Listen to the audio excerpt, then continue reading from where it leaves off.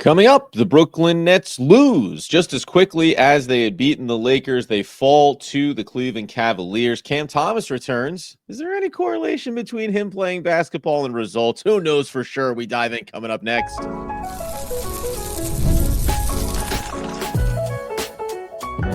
You are Locked On Nets, your daily Brooklyn Nets podcast. Part of the Locked On Podcast Network, your team every day. Yes, my friends, it is the Locked On Nets podcast right here on the Locked On Podcast Network. It's your team, the Brooklyn Nets, every single day. He's Doug Norrie. I'm Adam Armbrecht. We thank you, as always, for making us your first listen of the day. We're 100% free on all those great platforms. And Doug, 104-109, the Nets fall to the Cleveland Cavaliers. But again, for, I think, the third time this year, they play the Cavaliers pretty strong. No Donovan Mitchell in this one, obviously, as the Cavs have their sights more on deep playoff runs. But Brooklyn gets back to their losing ways after getting off the slide just one game prior. Yeah, I mean, this is another one that kind of went down to the wire. I mean, not exactly, but the Cavs needed a huge fourth quarter to basically win this game. This one very much looked for a while like the Nets were going to go Lakers, Cavs, back-to-back wins. And, 31-18 in the fourth quarter, and Cleveland's able to sort of like in the end pull away. So it doesn't go down to the final possessions necessarily, but I mean, to some degree it did. But this is another game where it's just like, I don't know, the Nets just play these mind tricks on these other teams. Even during those 7-game losing streak, they play games close. The Cleveland's, the second best team in basketball. I mean, OKC is probably the best, but they're right up there. OKC, Boston, Cleveland, those are the best teams in basketball. I think everyone would agree. Maybe you want to switch the order around a little bit, but I don't think that the top three wouldn't look different for anybody between those three teams.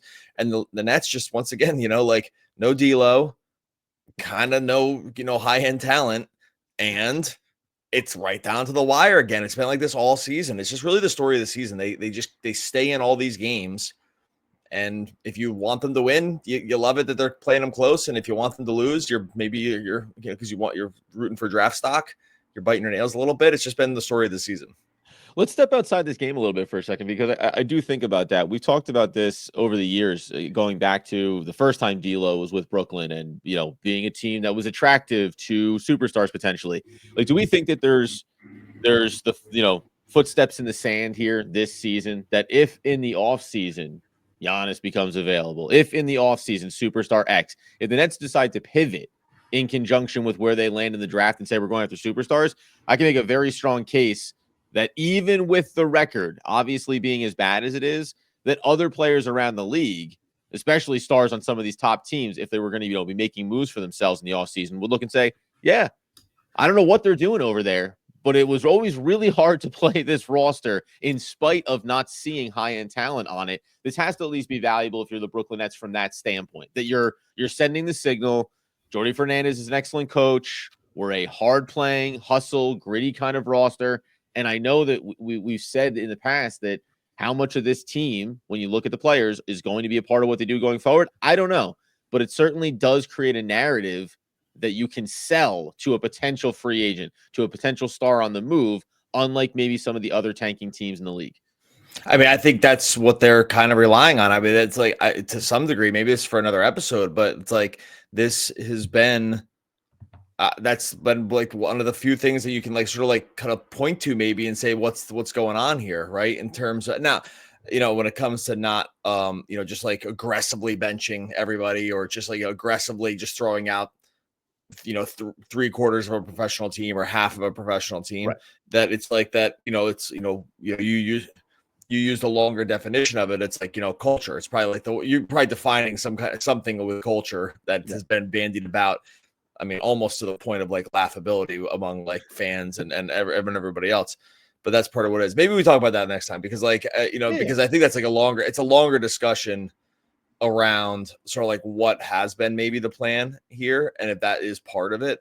But the major point is, like, when you look at these games again, like 104-109, I was real quick, I'm pretty sure like Cleveland averages like 122 a game. Oh my God, I must have freaking nailed that. 122.7, 122.7 points per game this year. Yeah, no Donovan Mitchell, but like the Nets again, like hold them to 109 points and just are all over the place. And I don't know, like they continue to do to these teams. And if you just take it too easy early on or think you're going to kind of walk away at home as 16.5-point favorites or whatever Cleveland was going into this game, 14.5-point favorites, like it's just not going to, it's never that easy.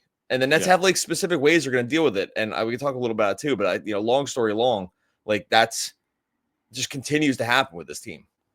Yeah, and I mean, just to drop it into the bucket, as you say, Cleveland, it's 109-104. The Lakers, they win that game, obviously, by 3. And no LeBron. We could go, chapter and verse about who's available, who's not in some of these games. Warriors, 121-119. Yeah, it was a loss, but you played the Warriors down to the wire. Go back to the Thunder game. You lose that one by 8. Like, that as a 2-possession game. You think about that differently than you would have normally. The last time they played Cleveland actually was a little more comfortable, 110-97. But as you roll through, and remember, by the way, the funny thing is the Rockets were kind of right there at the start of that 7-2 run when they beat them in back-to-back games. So you go through the schedule and you look at some of, by record standpoint, the better teams in the league, and all the way back last time they did see the Lakers, a 102-101 loss, right? So they play the good teams well. Now they lose. And so at the end of the year, when you look back on it, you're only going to see the losses. We're not going to go, well, it's probably worth a little something extra because they almost beat those teams.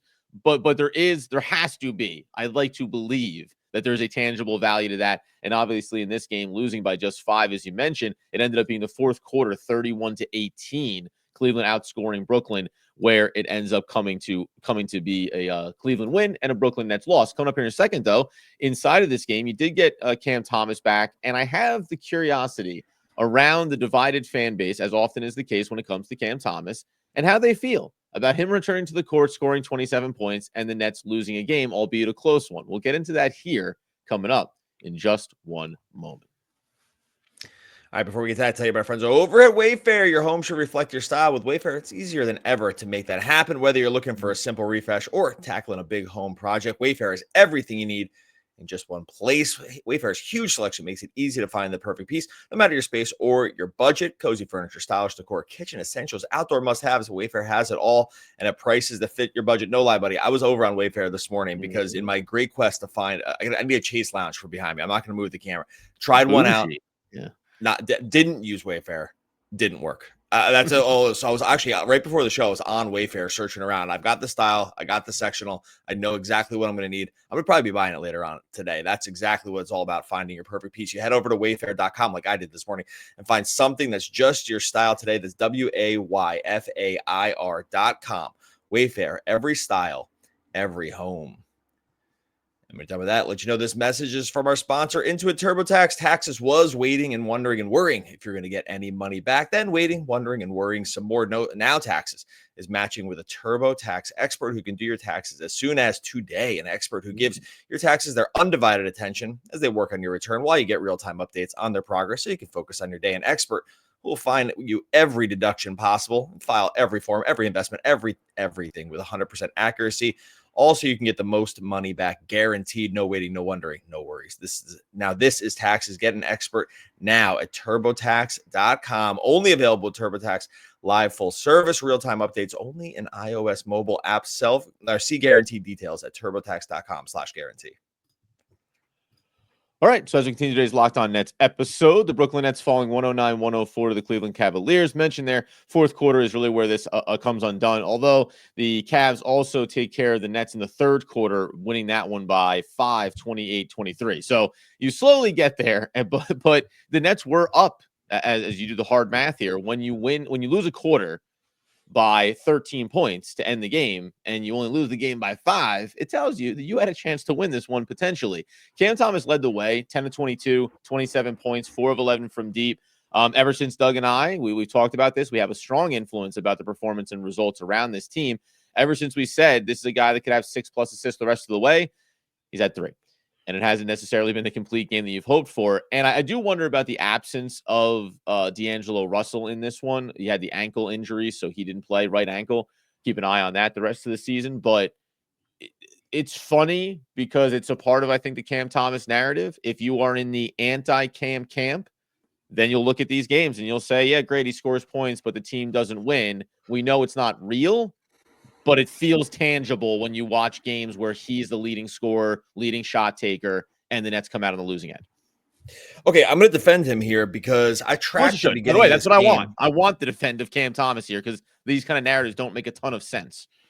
Okay, so I tracked the beginning of this game, not every possession, but the first I'm going to say 7 possessions of this game. Cam Thomas was pass first the whole time. Like he drove into the Trying to do the lane, right thing. And actually kicked it out to Cam Johnson on a shot that he always takes. He had a floater to Claxton in the lane.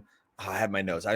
I'll get him in a second. I had 2 other possessions, but I know this for a fact. It was his first for 4 or 5 possessions for sure. He didn't have a shot for the first 6 minutes. That one I'm positive about because I was looking directly at it and watching him every possession because we are hyper focused on this now. Like we want to see how this is going. I want to know in game. Like this is one of the there's like not millions of X's and O's things to take from these Nets games. Although there's a defensive thing I wanted to get into later, but this is one of them because we know on a development level we've been wanting to see this. He for sure, dude, it was all the way past first. Now it shifted as the game went on, but he had no assist to show for it either. Like it was like 4 or 5 passes of varying levels of like either degree of difficulty or accuracy. So they weren't perfect, but for sure he was looking to pass. I'm positive about it. And so I take that as a really positive. Now it shifts later and he gets to scoring and he was scoring pretty efficiently too. So it's like not even like you can take away the part where he was 10 for 22 from the field, 4 of 11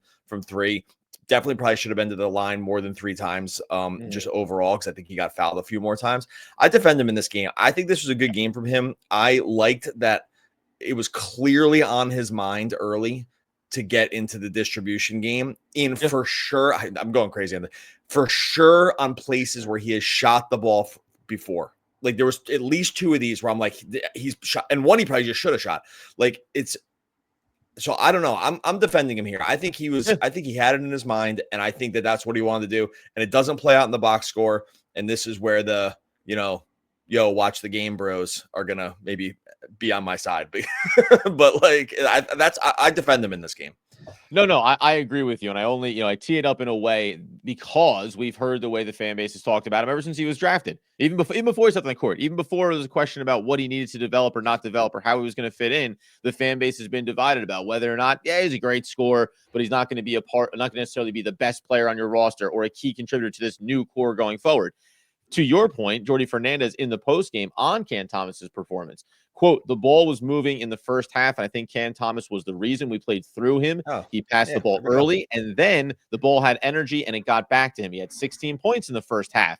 To extend it a little bit further, then the second half was just part of him getting back into playing shape and playing over 30 minutes, which was good to see. And once he gets to play at that intensity and physicality he had in the first half for the whole game, it's going to be scary. So, to your point, Doug, we talk about like Jordi Fernandez has set a standard. I feel vindicated. Right? I know. I know. So you see what you're here, Doug? I knew I wanted to lead you to a place where at the end of it, we come back and we say, wow, doesn't Doug just on point here every single episode? And it's funny too, because we talked about other quotes from Jordi in games past as Cam Thomas was coming back and kind of saying, hey, this is the standard. This is what we need to see. This quote from him is clearly the acknowledgement of I'm seeing it. Cam Thomas is doing what we're asking him to do. Yeah. Now, as he gets ramped up, and by the way, it doesn't even seem like Jordi is concerned about in the second half. There's a little bit less of the playing through him. Maybe he's getting more into a shot. It goes to the just getting back, ramping up, physicality of the game, because you still want Cam Thomas to take things over offensively in the second half of the game because he's your best offensive weapon. So really good comment from Jordi Fernandez to say that we've been sending a message probably all year, right? All off season to Cam Thomas. He had the injury, but we're seeing the results. And that speaks to what you were saying. Hey, listen, good pass, right process, bad result. Yeah. He did the right things in the first half. The shots didn't go down. Maybe he could have had 5, 6, or 7 assists in this game. And you would never think for a second that Jordi Fernandez doesn't have the basketball acumen or the eyes to be like, yeah, that's the good game. That's the kind of performance we want from you. And we know those shots are going to go down from teammates as we build this team better over the seasons to come, potentially. Well, now I feel great about my analysis because I did not realize that was his quote post game. Never, who could be bothered watching the post game? Did not watch it. I'm just kidding. No, we have Eric Slater, friend of the show, for a reason, right? Eric, come on, let us know what's important. Eric gets paid to do that. Eric, and then we get paid to read Eric, or Lucas or someone, or Lucas Kaplan or something like that. Oh yeah. So anyway, okay. So that's vindicating on the level of like, okay, that passes the eye test, and honestly too, it makes sense from a Cam Thomas point of view, where it's like, especially if these are the things that are discussed, or like these are the things that are probably being drilled into. It seems like probably being drilled into him on like what needs to happen. That you'd be more top of mind beginning of the game than end, right? Like It's like, okay, these are the things at the beginning of the game. Things aren't, we're not on a possession by possession basis at this point. Things have just gotten started. The speed of the game is a little slower. Like, well, all the things that would make getting into something that is not his default mode easier, right? Because it's not his default mode. When we get into the heat of the game and he gets a little tired and he's getting into game shape, well, then we start going into default mode, which is get shots up, right? Like that's and you can see the gradual progression. So the part where it starts off that way and it's at least part of like what he's coming into the game with, I just think we're going to see it more and more because it's clearly something that they've honed in on here. And it is happening. And like to Jordy's comments and what I mentioned before, it's like for sure was happening. And to the point where, and I know I said it before, but I think for him, it's worth mentioning again, passing in times where for sure he's shot before. Like that is right. Like that when you see him, like he had one where he was in the lane with like a bigger defender that had kind of backpedaled off a tag. And like he almost always just shoots it. He should have shot it. He probably makes it. He's really good in the mid range like that. And he's like, nope, pass it out for a 3. And probably like analytically, that's probably correct, right? Like, I don't know, whatever, like the point value expectation is on that. Right. Anyways, I don't know, man. I think it's like a really good thing. I hope that there's like enough games left in the season to like really turn the corner on it. There might not be, like, maybe just runs out of time, right? Because he just missed so much time this season, but you just have to believe that at least it's like being discussed on a very high level.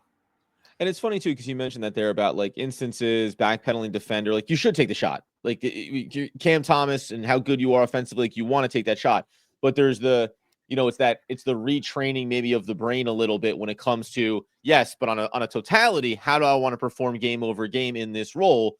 And sometimes you're going to end up doing, it's so funny. It's so funny to like think back to this around, it's like, the Ben Simmons, like, all I'm going to do is pass the ball. I never saw a shot I want to take. Yeah. Now, it's not Cam Thomas that's ever going to be the problem with him. But the idea of it's like, maybe just have a little bit of that mentality for a while, right? Like, no matter what, I want to set somebody else up. I want to set somebody else up. I want to set somebody else up. So then when you go back to what is your default and what you are best at, you have that natural integration of, I'm seeing the whole court, right? Part of this from Jordy is exactly that. Listen, have your head up. Notice where other players are, because there's going to come times, as we saw last season, we saw a little bit at the beginning of this year when Cam Thomas was healthy, teams are going to send that blitzing defense. They're going to send double teams at you, and having that awareness and saying, I know where my outlet is. I know how to make it easy for a teammate. I know how to punish the defense and get them to back off of me more readily and more quickly in the game. All those things matter. And it's a good thing. It's a part of his development. And I think if we hadn't been seeing that, if we don't continue to see it, even if time does run out, as you mentioned,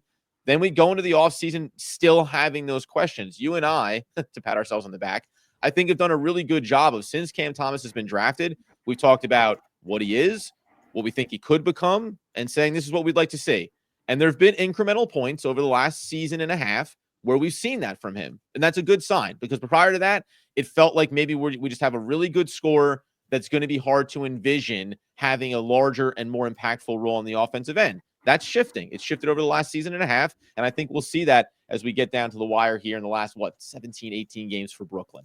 But coming up here in a second, with bated breath, Doug will wait to talk about the defensive end of the court in this game. Also, an interesting stat question around one Noah Clowney. We'll do that here to close things out in just one moment. Before that, tell you about our friends over at Skims. You find out Skims is making underwear for men. You have to be intrigued. You hear so much about their quality from friends, maybe family. Got to give it a try. It lives up to the hype. If you have issues with underwear, maybe it's fit, maybe it's comfort, maybe it's just finding the right style. Skims can change all of that. Their men's line offers something for everyone. That's everyone out there. Boxer briefs, classic briefs, all designed with the perfect balance of comfort and style. You're going to try out those boxer briefs. You'll get hooked. It's perfect for an active lifestyle. Move with you. Never lose their shape. Stay in place all day. That's exactly. Listen, check when you're talking about your underwear. Looking for maybe you're just running errands. Maybe just keep them comfortable. You want to be reliable. want to make sure that lightweight material feels amazing, which it does. It's almost like you're wearing nothing at all. Oh, stop it, Skims. Shop Skims men's at skims.com/LockedOnNBA and Skims stores. Let them know we sent you. After you place your order, select podcast in the survey and select our show in the drop-down menu that follows. Once again, shop Skims men's at skims.com/LockedOnNBA and at Skims stores. All right, so as we tie a pretty little bow on today's Locked On Nets episode 109, 104, the Brooklyn Nets fall. We go over to the Tankathon odds. Whoops-a-doozy. Going to spend a whole episode on this. They are tied with the Toronto Raptors record-wise, 22-43. Whoops-a-daisy. They're in the 5th position when it comes to the Tankathon odds. Just 1 day removed from everyone freaking out about Philly's the win gonna over the Lakers. Philly's going to give them a run for their money here because Philly was like, whoop, we got to get in that top 6. Like that. We'll talk a whole episode about that. But like 100%. Yeah. The Sixers have done the thing that some Nets fans want to see is like, guess who's playing tonight? No one you've ever heard of. Like that's guy in the 5th row with the like Joel Embiid. Nope. Put on Tyrese Maxey. Paul George. Kelly Oubre. Nah. Like you gotta get just like Jeff Downton. You got it. Well, it's like Price is Right. Come on down. You're the next player on the Philadelphia 76ers roster. But Jared Butler, yep, he's starting. You know, like this is the kind of thing that's happening. We'll have a whole episode on it, but this is, by the way, I mean, I love patting myself on the back. Exactly how I said I thought this would play out. Toronto winning some basketball games. They're 5-5 in their last 10. Nets losing, and Philadelphia obviously chasing into that top 6 where they won't have to send that pick over to OKC. But we'll get into that at a later date. It is just funny, and I will say, because this loss and these last 2 games being kind of the contrast with one another, it keeps coming back to, like, you know, we want the team to have the best chance and all those things, but the games are the games. I am so detached from the angst or the issue around whether or not the team wins or loses a game on a night in, night out basis. This was so crystallizing because it's like the Lakers game. I was like, oh man, that's awesome. You beat Luka, you had a triple-double. Couldn't even beat the Nets. Like it just felt, it was funny and kind of felt good. And then you turn around, you lose to Cleveland. You're like, okay, whatever. And the fact that if you hadn't been watching the Nets for the last 2 games, you wouldn't even had the time to freak out about how it impacted the odds, and we blew it in Philadelphia because you would have turned around this morning, woken up and going, oh, we're in the 5th position. That's crazy. Wow, that worked out pretty well, right? So it's all all relative to the fact that you cover the team 5 days a week, or if you're a diehard fan, you watch every single game. And it feels like it's really more impactful maybe than if you were like, I check in every 3 or 4 days. Unless you're like me and you know exactly what's going to get everyone riled up, because I like to play both ways on this one. I will tell you, my co-host is a man who enjoys himself when it comes to social media and engaging with the people. Well, I just know it's going to get reaction. Okay, look, real quick, I did want to say one thing about this game too, just from a defensive level, just because we're going to talk more about tanking. I think in the next couple of days. But one thing that we saw from the Nets in this game too, which has been a theme all season, is one way that you can get yourself in trouble against this team is if you have like one ball handler and like a bunch of wings. The Nets will really give you a hard time because they've really overcommitted. Like they trapped Garland as much as they possibly could in this game. They would not have been able to do it if Donovan Mitchell was still playing. If Donovan Mitchell is still in the game, then like you can't do this because it's just one pass and you're toast, right? Like you're almost kind of toast anyway if you don't get it right. We talked about before, like the high level backcourt tandem is the easy breakdown for what the Nets try to do defensively. They're dead. If they have 2 guys that are out there that can handle the ball, like this system does not work. But in games where they have like one guy, where like if it's just one guy, like Luka and the Lakers, they did this to Luka, like they did it for sure to Garland all game long. They're just like, guess what? We're gonna make your life absolutely miserable, and everyone else can just beat us. You know, and like, and that's just going to be the way it is. And they did that to Garland here, like even especially late game too. They just really, they pressure him super high. Zaire Williams is really good at this. They do have the personnel that can kind of get after it like this. You can't bring the bigs all the way up because Claxton's just going to be able to get you there too. Like he's going to trap you and make it really hard. And if you can get someone in the short roll, maybe it'll be a little easier. They had Jared Allen in the short roll a bunch, but it's like it didn't work every time. It's high risk because if you get out of it, it's 4-on-3 from then on in, and you're in huge trouble. And that's why if you have another guard, like you can't do it. Like you can't, because they'll safety valve to the other guard, and then it's just game over. These guys can't. Like guys like Donovan Mitchell just destroy stuff like this. But we over and over and over again, if you're kind of like one guard heavy, the Nets defensive scheme is going to make that, they're going to make it very annoying. And that's why you see the other teams get shots to the basket kind of easy sometimes. That's why you see guys in the short roll that kind of can pick apart defenses if they're smart with it. It has a severe downside to it. But I think with the Nets are like, well, this is our only chance, like we can't bang bodies in the post because we don't really have the size for that. We don't have really great point of attack defenders at the guard position. So like, we're not going to be able to just lock you down with one dude, but we'll get Zaire Williams up there. We'll get some help, and we'll just hound you in the backcourt, get you out of your rhythm. And now when you're usually getting into your set at like the 15-second mark or something like that of the shot clock, well, now it's like 9 seconds. And that's like a pretty meaningful difference for some of these teams that are used to doing business one way on offense. So I just want to throw it out there that this is one of the Jordi Fernandez effects of this. It's like the defensive buy-in around making other teams' ball handlers so frustrated and annoyed, and just hoping to do business that way. So anyway, long speech over here about that. But it came up again here last night against Garland. And you can kind of see it 11 for 24 from the field. It was not easy for him. 3 for 11 from 3, forced some turnovers. Yeah, he had 30 points. I wouldn't call them like an easy 30 points. If he got into mini transition, he was good, but the half court was it was kind of a struggle for them. So anyway, I'm going forever here, but I don't know. I think it's worth pointing out because this has for sure been like a Jordi Fernandez taking the group that he has and be like, this is our best chance about even hanging in these games.